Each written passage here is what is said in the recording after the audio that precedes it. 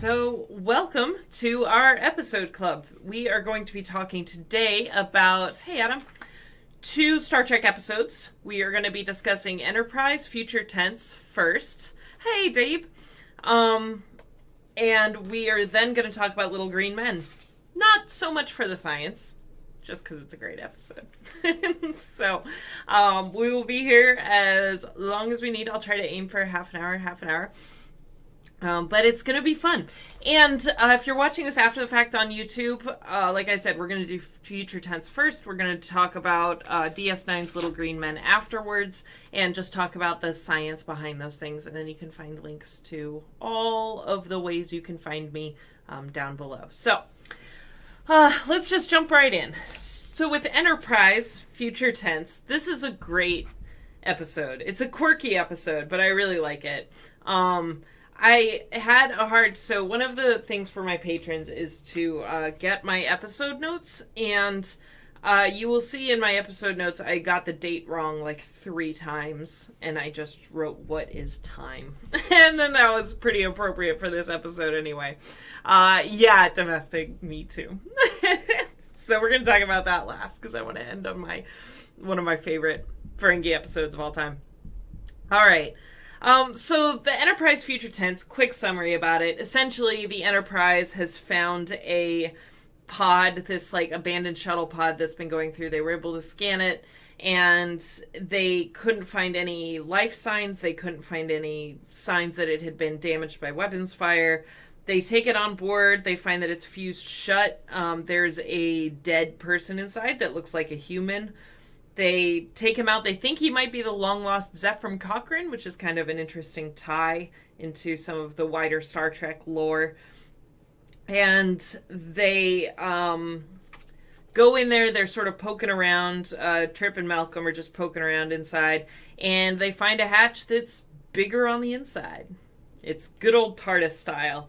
And they are trying to sort of figure out what's going on. They poke at things, and Suliban show up trying to claim it as a salvage, and then shortly after that they discover it's not Zefram Cochrane, that he's got DNA that is sort of mixed with Vulcan and some other ancestors that make us think that he might be from the future. So they go into Daniel's quarters, and we did the Daniels episode a little while back as well. But they go back into his quarters, use his device, and find that this pod was commissioned 900 years in the future, and it's powered by a temporal displacement drive. Whoop, whoop. And then the Tholians show up. I love the Tholians. The Tholian Web is one of my favorite episodes of the original series. And, Muhammad's on here. Awesome. I was going to actually message you about hopping on so you can help us describe this, but we'll maybe save that for a future time when I maybe interview you. But yes, very excited that the Tholians are here. I love the Tholian Web episode. I use a GIF from it all the time where they're cheering with the cocktail that they've decided to mix with alcohol. It's really funny. Anyway, I'm glad you would love that. I figured you would. But feel free to hop on as we talk about a little bit of the genetics, even if it's just typing form, because I went through your book and this episode isn't in here. So, or if it is, it's not as explicit, but talking about the DNA propagation, over time to be 900 years in the future, how much inbreeding. And anyway, we'll do a proper plug for that in a second. Finishing up the summary, essentially what they find is that this is powered by a temporal displacement drive. It's emitting these temporal particles. They start to have these loops. Oh, hey, Billy. And they start to go through these loops, sort of a la the cause and effect TNG episode. Where they're reliving conversations and then realize that they've been reliving them. They start up this black box that they found. It opens up this subspace field. It seems to be a transmitter beacon. So they're trying to get help from the Vulcans. Hey, Uncle Bill. Trying to get help from the Vulcans. Tholians had attacked them. They're still okay, but Tholians. Then essentially what happens, they've got the Suliban on one side, the Tholians on the other. Everyone's trying to get it. They try to quite brutally sneak a warhead into the pod for the Tholians, but they immediately figure it out. Oh, thanks for the host. And disable it in kind of a war crime way on the Enterprise's part. But so DTG, that it's a combination. So past tense was the one where we first see Daniels, and T'Pol is like, time travel's not real. We would have found that in the Vulcan database because we're smart and that's how we roll. And then this episode, they visit Daniel's thing again, and T'Pol's like still super skeptical about the whole thing, but they imply that they may be a little more amenable to at least having these conversations with the Vulcans. So in terms of the character development of the crew of the Enterprise, they are continuing to improve relations with the Vulcan species. we'll put it that way. So breaking down these things a little bit, right. I mean, the Vulcans, it's so funny that, because essentially what happened in past tense is that when Daniels outs himself as this time traveler and basically says, hey, there's this temporal Cold War, and then Archer is trying to have the conversation with them, T'Pol's just like, no such thing. We would know about it. And we wouldn't have told you, but we would have known about it, so it can't be possible. And anyway, it's just a really interesting, take from the Vulcans to just kind of close. Yeah, Dave, it's in line with their ignorance, but at the same time, it's like, as academic as the Vulcan Council pretends to be, they're pretty close-minded about that possibility. Yeah, I mean, it's interesting. It's a weird take. But, of course, so let's go a little bit into the pod itself. Oh, thanks, George, for the follow. Little bit into the pod itself. So they find this thing. It's essentially super cloaked. And they say that this hull essentially absorbs EM radiation. And they were unable to detect it at all. The only way they were able to detect this pod is because it did have some external damage on the hull. Wasn't obvious that it was weapon signatures. There was just erosion and damage to it. But that caused these fractures to show up in the hull, which made them able to detect it. Which is kind of cool. And I've talked about this before with cloaking devices, that when we talk about like the Klingons and the Romulans and everything having these cloaking devices, oh, thanks, Random Gotham. I am happy you're here too. When we talk about cloaking devices, one of those methods is to essentially absorb electromagnetic radiation, because we find things in space from emissions of electromagnetic radiation, whether that's light, whether that's heat, visual light, whether that's heat, whether that's, whatever signature your craft is giving off. If it's giving off heat, most likely, or then we're able to pick that up with electromagnetic infrared radiation. But another way is for it to reflect light. So if light of any kind, mostly visual for what we're used to, light will hit it, bounce off, and then we're able to see it. That's how we see things in space, is this emission or reflection. So if you want to cloak your ship, you just have to make it not give off any electromagnetic radiation. You want to completely make it a black box so it doesn't give off any heat, but then any light that hits it gets absorbed and not reflected out. The problem with that is that's thermal nightmare. The light hits it and then it just gets absorbed and disappears. That technology isn't necessarily smart to do because you're going to increase your heat signature. So it would be translated into some sort of thermal dissipation, essentially, because you'd have this electromagnetic photons, hit your hull.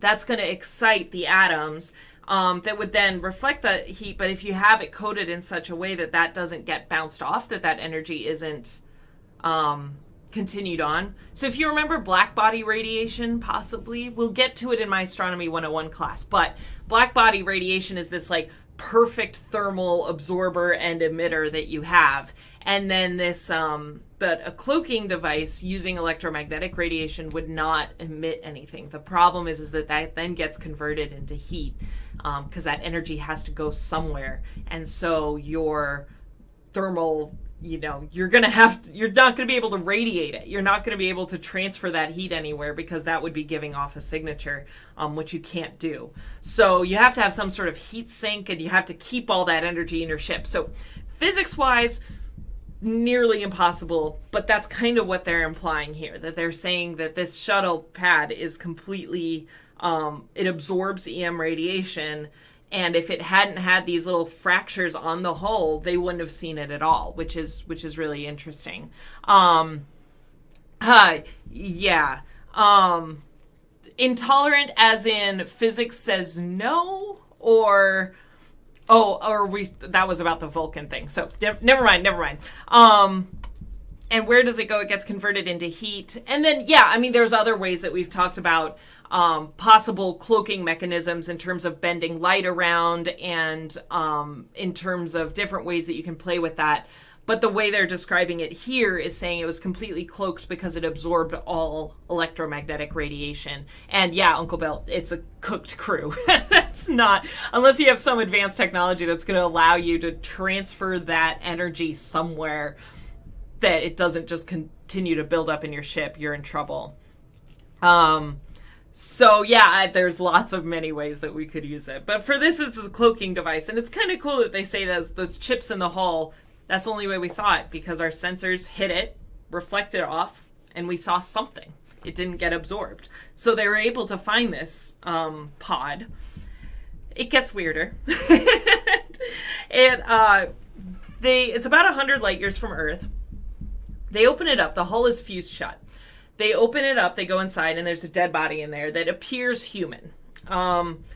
Archer gets in kind of geek mode, which I thoroughly appreciate, and he's like, it could be Zephram Cochrane. It could be no human's ever been further, but Zephram Cochrane disappeared, and that dude, ran off with all sorts of warp technology, so it might be Zephram Cochrane. Is super, he really wants it to be Zephram Cochrane, and sort of gets back in touch with Starfleet, and he's like, we might have answered this. If it's not, we have more questions, but it might be. Anyway, Phlox is like, let's take a step back, let's get the body out, and let's study it. And Archer, is like, well, check the DNA database, because it might be Zephram Cochrane. and Phlox does a DNA analysis. And this is where, Mohammed, if you have any comments on this, please feel free to drop them in the chat, and I will read them out loud, and we could talk about it another time too. But essentially what he does is he does a DNA analysis of this human, but he finds signatures that contain particularly Vulcan DNA. But he mentions a couple other, it was like one was unknown. As he does more analysis of this being, he finds some other, I forget, I keep having Tholian stuck in my head because they're coming back later. But primarily Vulcan was the first thing that popped up. And of course, T'Pol's like, we've never bred with humans. And he's basically pulling little bits of pieces out that says all of this is human, but then we have these slices here.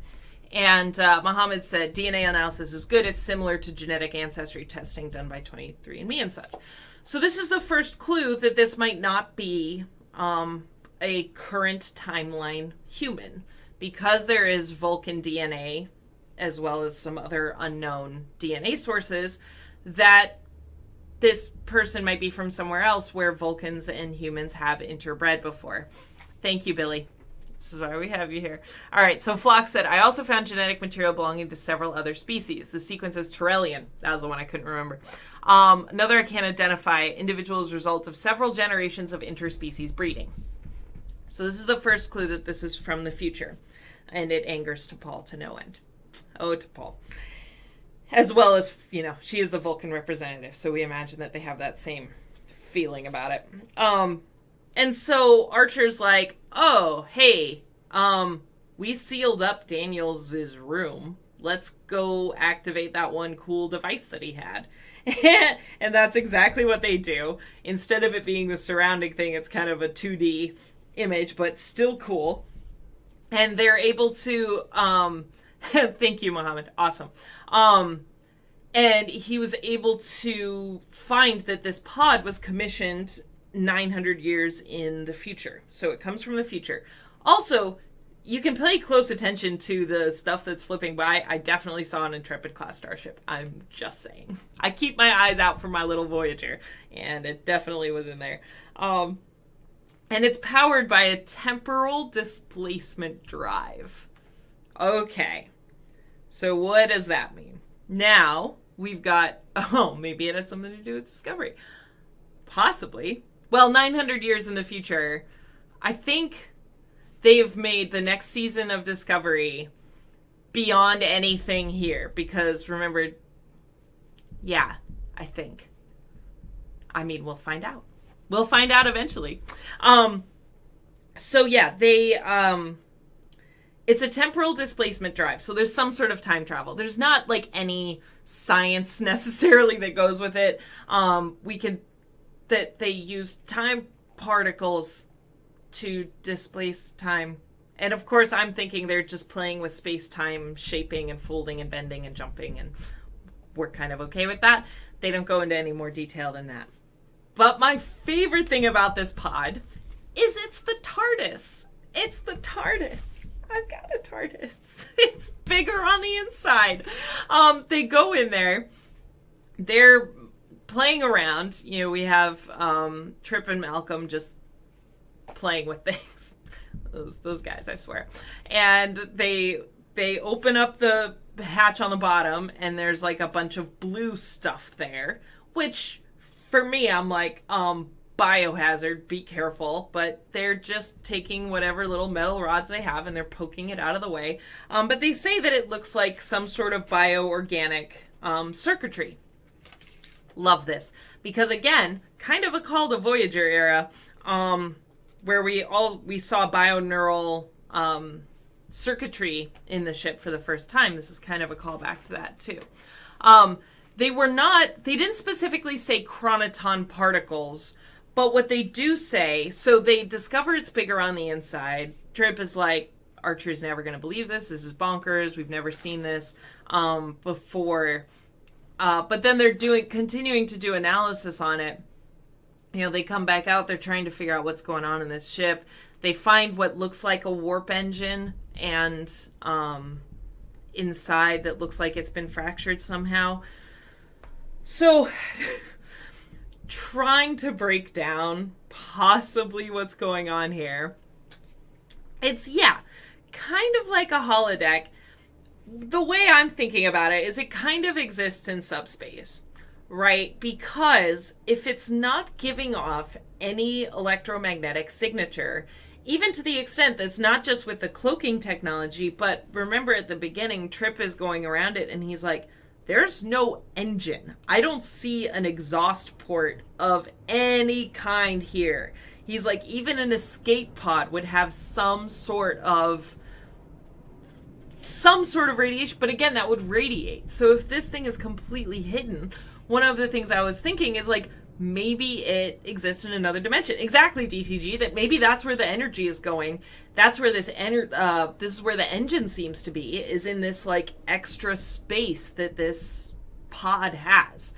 And subspace is always a good go-to for this. And when we say subspace, we basically just mean existing outside of our normal four-dimensional space-time. So it could be that this spacecraft has another dimension, another access into subspace that they even mention later, that's where that energy is going. That's where that engine is, and that's where the exhaust port is. So it can exist in normal space, traveling around, doing its thing. Any light that's hitting it is getting spit out into subspace. So it's not going to overheat, and it's never going to be detected. I'm kind of okay with that. It kind of works. It's kind of self-consistent, and I like that a lot. They do, as they're kind of poking around, they've found this extra dimension. They are trying to sort of dig a little bit more in. Yeah, subspace radiator. I like that. As they're digging around, Trip and Malcolm come back in and are having a conversation about time travel. They've seen that, like, you know, something weird is happening. They've figured out that this guy might be a time traveler. And, yeah, exactly. We get this later in TNG as well. But they're talking about the implication of time travel. And I really like the conversation that they have, even before it gets into, like, the cause and effect time loop thing. That, you know, Malcolm's like, well, I would super time travel if I could. And, Trip is asking me, he's like, well, how would you feel if you knew, like, who you were going to marry? And then you met that person and you live happily ever after. But why did you marry them? Did you marry them because it was love? Or did you marry them because you knew that you would be in love with them and marry them? And then Malcolm's response is like, well, it doesn't matter because that's how it happened. And it's kind of a cool, short philosophical discussion about time travel and the implications of it. And then, of course, Trip is like, yeah, I want to go ride a dinosaur or meet a stegosaurus. And then they have this loop, this conversation that happens over and over again. Realize that something is going on. They do more of a study on this ship and they see that it's emitting temporal particles. And so that's for Dave, when you were asking like chronoton particles, they never say chronoton particles, they just say time particles. And they're effectively interchangeable because they're all just Star Trek tech. That it's not like tachyons. It doesn't relate to any sort of particle that we have existing in theoretical physics. So it could be chronotons or it could be some other form of time particles that they have in the science fiction realm. And that's kind of the weird thing here is, so Billy asked a great question. The time loop where they're repeating moments in time, like when they open the panel, it seems the rest of the crew is not affected. And how would that work? Wouldn't they be out of time sync or snap back to the present? That's a really good question, and they don't really allude to it. Because the first scene, as you mentioned, when they're opening the panel, they're kind of self-contained. No one else is around. They have this conversation over and over again, and then they kind of just go back into their normal time. So maybe if they were just living out 10 minutes 3 times, and then they walked outside and the rest of the ship had passed for 30 minutes, then they're not necessarily out of sync. But then they convoluted a little bit later when Archer and Malcolm are working on the warhead and they're going over and over and over again. And they actually explicitly say, well, if we're doing this again, then that means the Tholians are closer, so we have to hurry up. But they're able to do it faster and faster every time. So are they out of sync? Have they lived the same amount of time? It's not left totally clear. The way I was interpreting it is if they've aged, if they've aged outside of normal space, so if they all had clocks on them, if their clocks were out of sync, it's a small enough time it probably doesn't matter. But the way they could make it work is, like I was saying earlier with that example with them being self-contained, is that they're living the first, like, these 5 or 6 or 10 minutes, whatever, over and over and over again. The rest of time is going forward. They're just stuck in a time loop, and when they get out of it, the clocks are the same. But yeah, how that would work, that's a little bit trickier. But again, if they're out of sync, it's like asking how, if Scott Kelly, the astronaut, because he was outside of Earth's gravitational well for a year, if he's technically aged less than his brother here on Earth. Technically, yes, but it's fractions of seconds. So do we care that much? But I do get the way they talked about the warhead. It seems like where they are, their time is being looped and the rest of space is going on, progressing normally. And they'll be out of sync slightly when they get out of it, but it's not explicitly clear. I do interpret it like cause and effect, that it's a highly localized distortion of the space-time continuum because they map the ship and they see that it's surrounded by these temporal particles, and you can see this sort of, they have like a quick image that they've done of the bay where the ship is, and they have this like area where these particles are a high density of these time particles. And remember, like, time particles were how they detected Daniels. But the Enterprise didn't even know to look for those. It was a Suliban who basically said, if you search for tachyons, you're going to find your time traveler. It seems like the Enterprise doesn't necessarily at this stage have the technology or the capability or just like the intuition to search for time particles to see if there's been a time traveler or if there's like you said, a highly localized distortion of space-time continuum. That's how I see it. I just see that around this ship we have a distortion of time. that's affecting them. But I do like the deja vu, and it does seem like they're still aging, that they're not getting set back, and then, you know, that their arrow of time is continuing to progress. They're just being sent back, reliving it, sent back, reliving it, but they're still reliving every single moment that they do it. Transdimensional engineering. Inside the box and the outside are in different dimensions. There we go. That's awesome. I love it. So one of the cool things is that they find this box that, you know, took some effort and some little puzzles and Indiana Jones type traps to get to. And it's got this material in it. And they think that this might be like a black box or some kind of beacon. They turn it on and they see they've activated a subspace field around it. This seems to be acting like a transmitter. And that's how they're basically being tracked through this. And how we were talking about, I like the transdimensional engineering or the subspace radiation. The fact that this ship exists in multiple dimensions, that they're able to kind of go in and out of, and having this beacon here. You know, they use subspace beacons all the time in Star Trek. That's effectively how they've set up faster than light communication for Starfleet, is that they have these like buoys that are sent out throughout space that punch through into subspace, and then they send communications through subspace which travel faster than the speed of light. And so that's all this beacon is doing. It's just punched through into subspace and it's sending out this beacon. We love the Tholians. I love the Tholians. Yeah, like repeaters. Yeah, that's fair.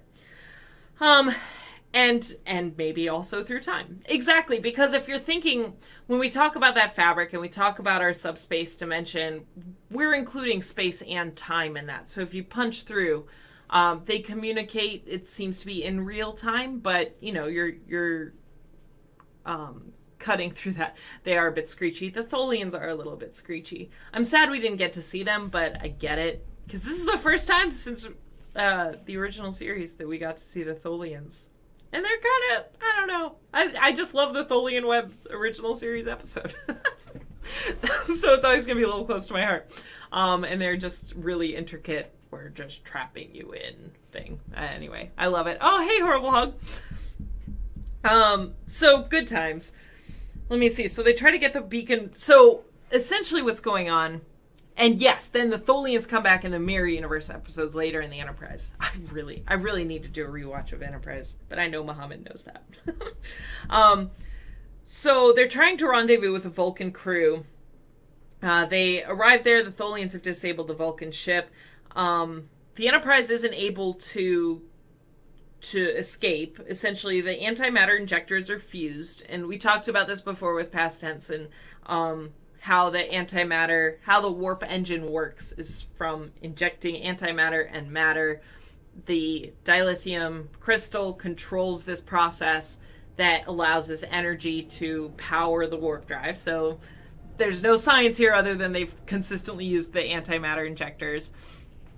And yeah, it is a good one, the Mirror Universe Enterprise episode. And so Trip decides, all right, I'm going to forget trying to get the antimatter injector fixed. I'm going to try to activate the subspace beacon because someone might try to come and retrieve it and help us get out of here. Not great logic, but not terrible logic either. They then at this point too, this is where that they try to remove the warhead and put it into the pod to try to give it to the Tholians so it'll blow up their ship. That's where they're living that loop over and over again. And the thing that I really like is Malcolm's trying to teach Archer how to do it. You know, and at first he's like, okay, now you got to use this one and you got to do this one and you got to turn that. Don't crank it too much. And he goes through this kind of laborious process to get this warhead out. But then they live that loop so many times that they're like, God, we looped again. Like, all right, let's do it. And he's like, get it out, put it in. So they're learning. They're living through their time as they're going. And again, yeah, it's the only, I suppose, logical conclusion that we have. So that's what they try to do. Terrible mistake because they're the Tholians And as soon as that pod gets on the ship, they're like, it's not working. And Tholian's like, yeah, we found the warhead and we disabled it. Nice try, guys. That's it. That sucks. But as that all happened, essentially, the beacon disappears off the table, the body disappears out of Flock's slab, and the entire pod disappears from the Tholians. And they're like, I think we're okay. And the Tholians are like, I'm done. I'm good. We didn't get it, so I'm out. And then they asked the question, and I liked this because I was like, well, how, if they pulled out the beacon, and I can see the beacon getting pulled out, I can maybe see the craft, but then how did they grab the body too? And they're kind of left with that at the end of the episode. And then they said, you know, hey, it only took like less than a minute from when I got it online to when this thing disappeared. And Archer's like, it's time travel, man. They could have taken all the time they wanted and pulled it back from any point. And so what I kind of interpreted that is that they went to a point where even before the Enterprise found it and just yanked it out. And that meant everything that came with it disappeared and went away. That's kind of cool. But then, you know, we start to get a migraine about like, well, would they have found it anyway? And what reality are they living in? And what universe is this? And we don't have to go down that route. But it's a good episode. I really like it. It's a fun one. So any final comments on this episode? Feel free to throw them in there. Yeah. I love it. Yeah, the gesture would be appreciated if you talk to the Vulcan High Command about this. There's a nice little flirty moment between Archer and T'Pol there. Yeah, sorry, Dave. That's what we do here. Yeah, when Seven is going back further and further. Oh, what's that episode? Relativity. That's a really good episode. Yes, happy to break that down.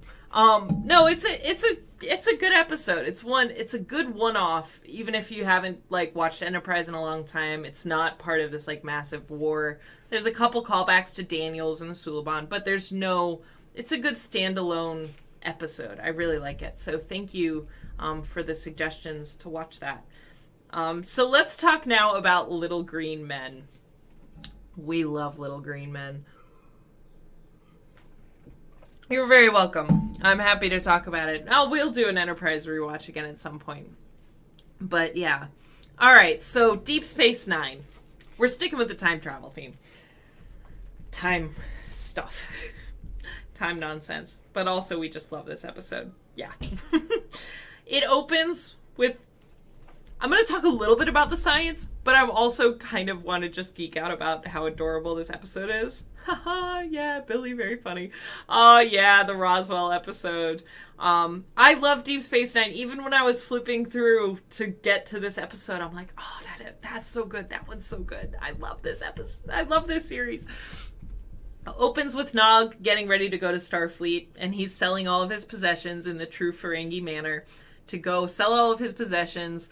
Worf buys a tooth grinder. As skeptical as he was, he came in and he gave it a try, and Bashir gave him a little nudge and said, yeah, you should buy that. And he did, and it's adorable. Also, Dax bought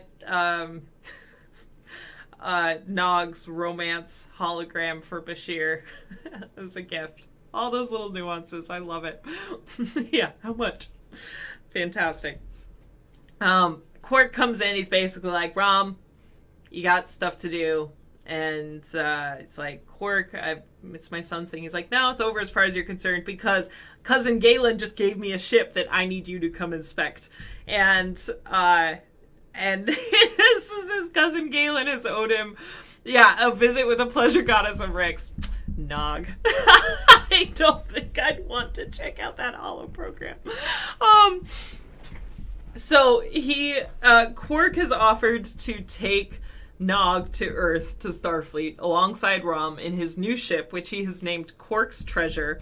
and it's all a bit shady because Cousin Galen isn't exactly the type to hand over a very expensive ship, but Rom inspects it and says, yeah, I think it's okay. It is super on brand for Dax to mess with him like that. It's so funny.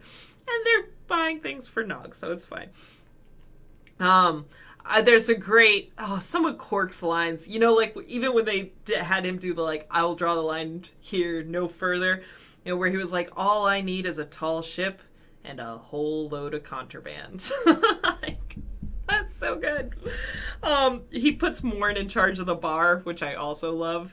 He's not allowed to open any tabs, which calls back to Morn being the sort of titular norm of Deep Space Nine, which I love. And so Quark is essentially, they're on their way to Earth. Quark is saying, we got to get here as soon as possible. We have to go faster. Can you crank this up faster? It really is. And yeah, Prophet and Lace. It's not, yeah. We all know that. And yeah, Morn is just one of my favorites. So Quark is trying to bug him to get faster and faster to Earth, and Rom's like, why are you bugging me to go so fast? Is it because of all the Kemocite you have back in the storage bay? He's like, what are you talking about? It's like, so Kemocite is notoriously unstable. It's in the cargo hold, and the plan is to go on a side trip to Orion on the way home. And Rom figured this out because the weight distribution of Quark's treasure, the ship, was off. And I love it. Yeah, very funny. More like gold press platinum. Fabulous. One thing too that I really like is there's a very touching scene when he's about to leave and him and Jake are having a moment above the promenade, talking about leaving, and then Bashir and O'Brien show up with something and they're like, hey, Nog. He's like, all sails are final, all sails are final. They're like, we're trying to give you a present, dude. And they give him a thing about Earth's history that he's reading on the shuttlecraft as they're trying to get there. And yeah, so Rom's figured out the weight distribution was off. He finds all this Kemocite that's incredibly unstable. I brought up the Earth guidebook because at this moment, it's such a great callback when Nog comes in. He's like, doesn't this Gabriel Bell look like Captain Sisko from the Bell Riots? And they're all just kind of like, whatever, Nog. It was such a great callback. It was such a great little thing in there. Rom and Nog are just such good characters. Such good characters. And the Gabriel Bell thing I just loved. So as this is going on, Kemocite, the Earth guidebook, all of that, a problem happens. They can't get out of warp. He's basically like, the command sequencer to get us out of warp is disabled. It's not working. Like, didn't you figure this out? He's like, everything looked fine. The only thing I could think of is it was intentionally supposed to malfunction. And of course then Quark is like, Cousin Galen. And it just... And he's like, so what's going to happen if we can't get this out? And Rob's like, it's going to continue accelerating and accelerating until we're torn apart and spread across the entire quadrant, which I love. That's exactly what would happen to the ship. So the plan is, what they're going to do is they're going to vent the warp plasma into the cargo hold where the Kemocite is. That will generate enough energy that they can invert their warp field from the cascade reaction that happens with the Kemocite. This is so brilliant. And the great part is it's like, it didn't have to be. It could have been nonsense. It could have been spectacular nonsense.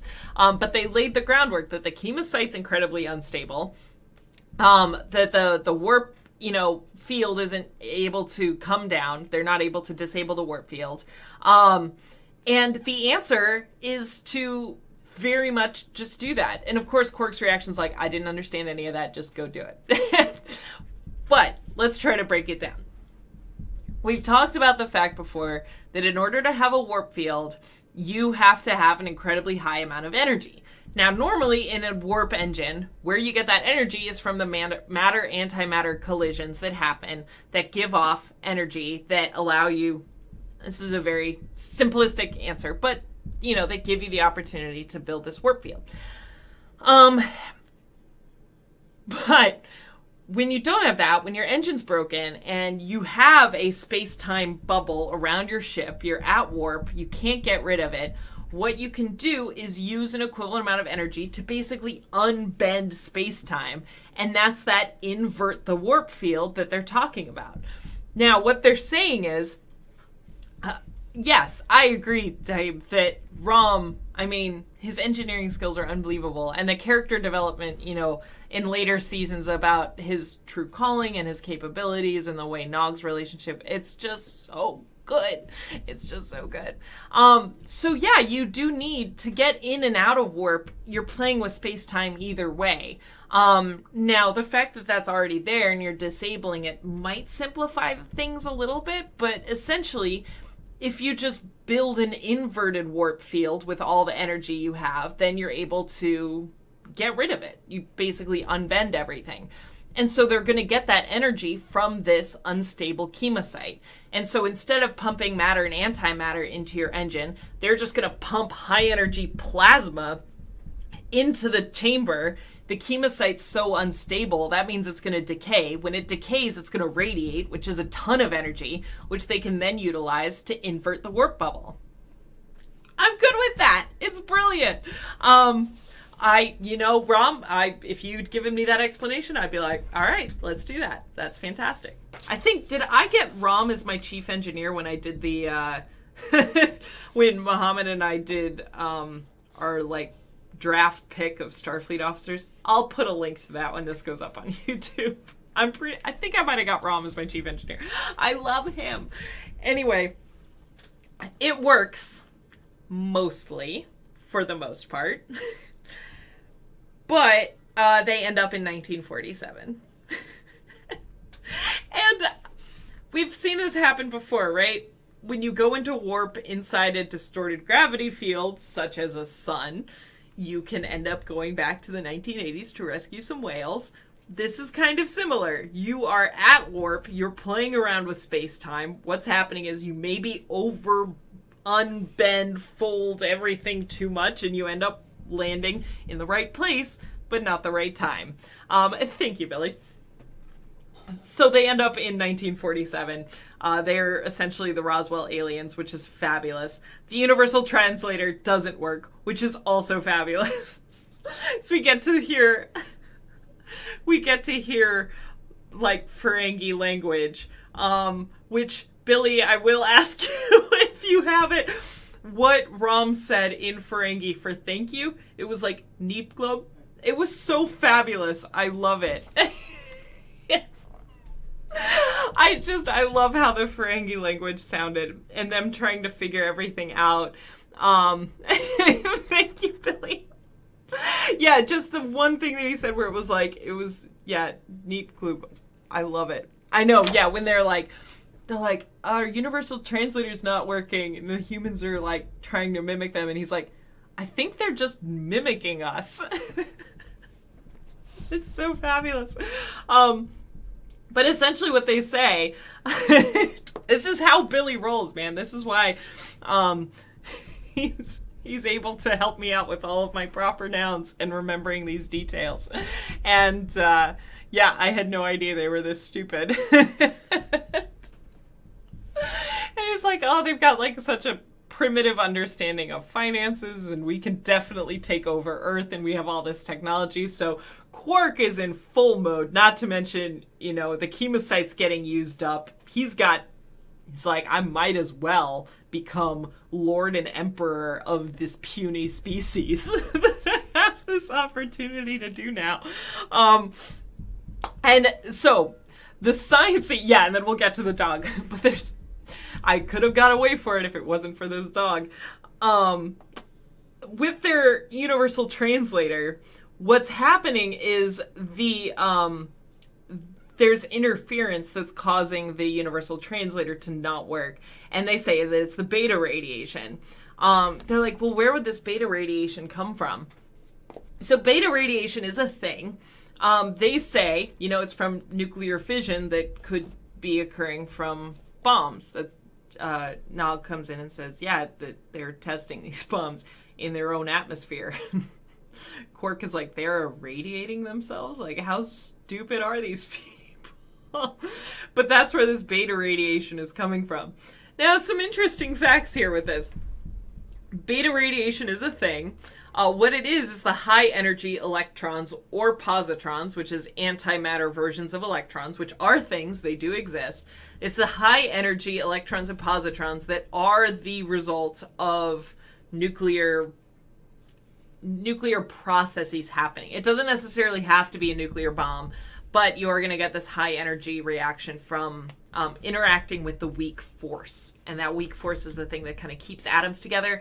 So when you're tearing them apart, you've broken that weak force, and that releases a lot of energy particles, one of which is an electron, a high energy, high velocity, booking it electron. And it doesn't. So it's when you're messing around with the weak force, then you're going to get some beta radiation. So it could be from collisions that are happening. And I guess maybe, yeah, so that's a really good question, that it doesn't necessarily need to be a actual concerted effort of splitting an atom, but it could be a byproduct from colliding. They still fall apart anyway, but it's not, they're trying to get those byproducts that are coming out. So yeah, it's from atoms falling apart, whether or not it's from a nuclear bomb or from a particle collision or something like that. I guess is probably a more accurate way for me to say that. But it is from the weak force interactions that we have and high energy electrons. They are also used for, I've had some of my friends from the particle nuclear physics world go into the medical field because beta radiation is used for cancer treatments. Basically irradiating cancer cells, you're using beta radiation. So it's radiation. It can be harmful. It disrupts DNA. It's not good. It travels through skin. And nuclear power would be a big source of that. I guess the only sort of quibble I would kind of have is just the fact that what I was saying, that it's not just nuclear bombs that result in beta radiation is how we get that. So there could be other forms of beta radiation even in our modern in the Starfleet Deep Space Nine world that we're talking about, but maybe if it interferes with universal translators, that's then they stop using any of those. We don't know. But beta radiation is a thing, and what it does to universal translators, that's still uncertain. So yeah, that's the scene where they're trying to fix the universal translator. And the voice modulation, I love how they hear the humans speaking. I thought was fantastic as well. Now we get the dog reveal. So as Dave brought up, there is this dog.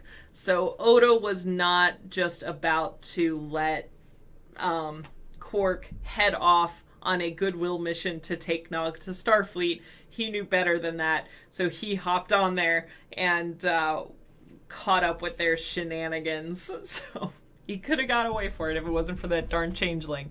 Yeah, exactly, Taib. I try not to think about it too much, especially when they time travel to Earth, because I think the ones in the 80s and 90s really get me, because I'm like, so if they came here, how did that affect our modern space program? And that's technically in our past. So was Starfleet actually? Anyway, yes, we go cross-eyed again. We have, that's my perfect little reaction for that is that face. So that's where the problem comes in. But they basically are like, all right, if we want to go back, what we have to do is channel the we need an energy source to channel through what's remaining of the Kemocite to make another warp bubble. That's how they're gonna undo what they did, which I've talked about this with other time travel episodes in Star Trek. I love as a way to undo the mistakes that they made. They're like, let's just do it in reverse and see if we end up back where we're supposed to, and it usually works. So again, we assume that this Kemocite reaction is a really high energy source that, Earth doesn't have the capability. This is what I've said before with whenever we're going to get time travel, or not time travel, but warp speed or being able to manipulate space-time, we've done the math. The major limiting factor is energy sources that we would be able to do to build warp bubbles.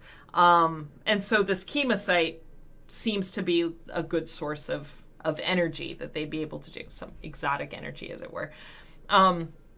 So what they're going to do is they're like, well, if there's these high energy reactions going on that are releasing a ton of these high energy particles, why don't we just channel that into the Kemocite and build our warp bubble that way? And so they find out that the humans are going to test another nuclear bomb at a specific time. They're like, well, we're going to test one at 5 o'clock this morning. And so they figure if they fly their ship through it, they'll capture all that high energy radiation that will cause the Kemocite to cascade, to basically destabilize, go unstable, have this cascade reaction. They will provide them enough energy to build a warp bubble and undo what they did. Reverse their time warp, as it were. Yeah, oh no, if this doesn't work, I'm holding you personally responsible. It's so funny. But it does work, and we get to see Quark's terrified face as he flies into the nuclear explosion. Just some choice. So that's like the limitation of the science. This is one of those time travel episodes where it's like, a mistake happened with some weird particles and we ended up back in time. Sure, let's undo it and end up where we were supposed to be. Yeah, there's so many great Quark moments. I would say probably my favorite one, yeah, right when the dog is up in his face and he's freaking out. But my favorite one is when they're injecting him with the sodium pentothal and it's not working. And he's just screaming his, like, you know, the Ferengi terrified scream. Ah! Just like that's the 4th dose of sodium pentothal we've given him. It's so good. I love it so much. Yeah, so the whole science of needing this high energy reaction in order to get out of their cascading warp and then get back into it so they can get to the normal time.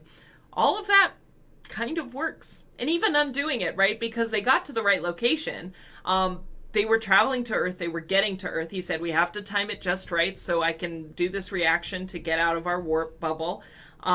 And so when he did it, they were at the right place. They just didn't have their time coordinates correct. So when he undid it, he just stayed at the right space and then had to adjust for the time. So I'm not terrible, as far as time travel episodes go, I'm not super opposed to this. Not just because it's a fantastic Ferengi episode as well.